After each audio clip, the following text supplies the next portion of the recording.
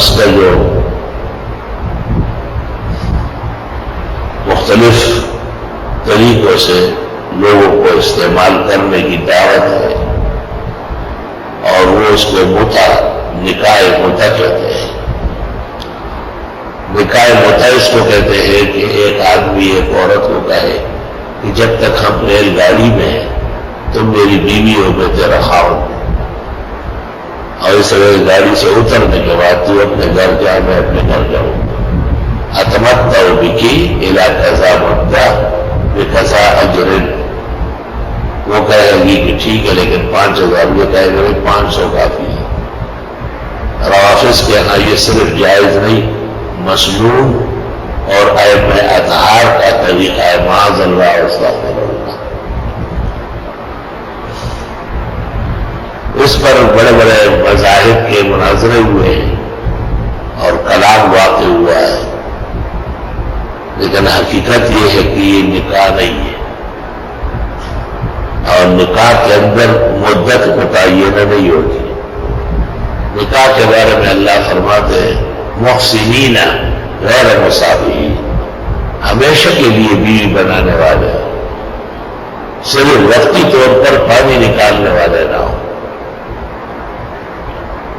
اور یہ ممنوع بھی نہیں ہے، ما ملکت ایمانہم پہ بھی نہیں ہے کیونکہ بکری نہیں ہوگی، اور نکاح اس لیے بھی نہیں ہے کہ طرفین کا اتفاق ہے کہ بچہ غیر ثابت النسب ہوگا۔ توبہ۔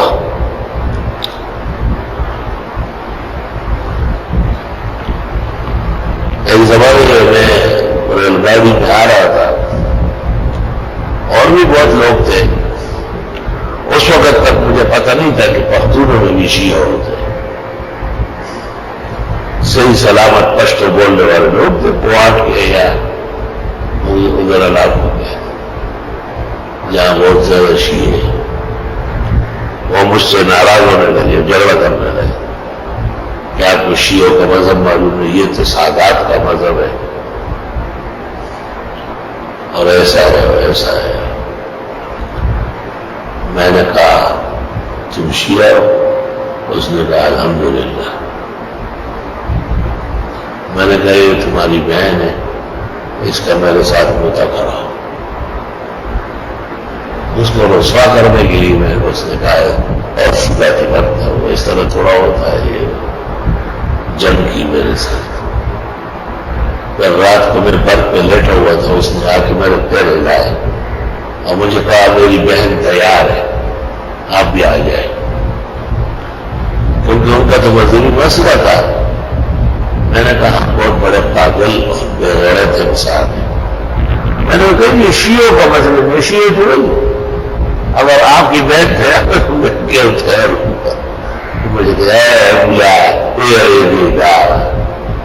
اور میں نے دیکھا وہ بالکل تیار جیسے پہلی رات کی دلہن ہوتی، گاڑی پہ اس کو ایسا صاف ستھرا کیا تھا، چمک دمک۔ اللہ تعالیٰ نے طالب علمی کی حقانیت اور معصومیت کی برکت سے خوب بچایا، اللہ کا لاکھ لاکھ شکر کرم و احسان ہے۔ تو ان کے یہاں بہت کمزوری ہے۔ علماء کا وقت گیا تھا ایران، مولانا سلیم اللہ خان نے اپنا سفر نامہ لکھا ہے الفاروق میں، اور جو علماء ان کو لینے آئے تھے ایئرپورٹ، تو انہوں نے ان کو مولانا کو بھی کہا کہ بالکل ایئرپورٹ سے متصل جو پہلا کمرہ ہے اس میں 14 سال کی دوشیزہ تیار بیٹھی ہے، آپ اندر دل خوش کر لیں، تسلی کر لیں، کپڑے بدل کے نہا لیں، اس کے ساتھ نوک جھوک کر لیں، تو چلیں گے آگے۔ مولانا سے کہا ارے بھائی مجھ بڈھے کو تو معاف کر دو۔ مولانا نے الفاروق میں لکھا بھی ہے کہ ہم کبھی سنتے تھے کہ ایسا ہے، افسوس سب افسوس ایسے واقعات مشاہدن دیکھنے میں آئے۔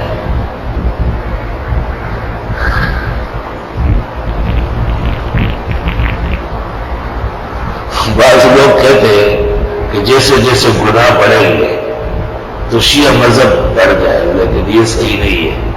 کیونکہ اس قسم کا گناہ جو مذہب کے نام پر ہو، بڑا مجرم مسلمان بھی اس کے لیے تیار نہیں ہے، یاد رکھو۔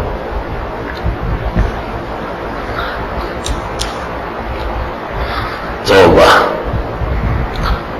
اور بھی اس میں عجیب عجیب واقعات ہیں۔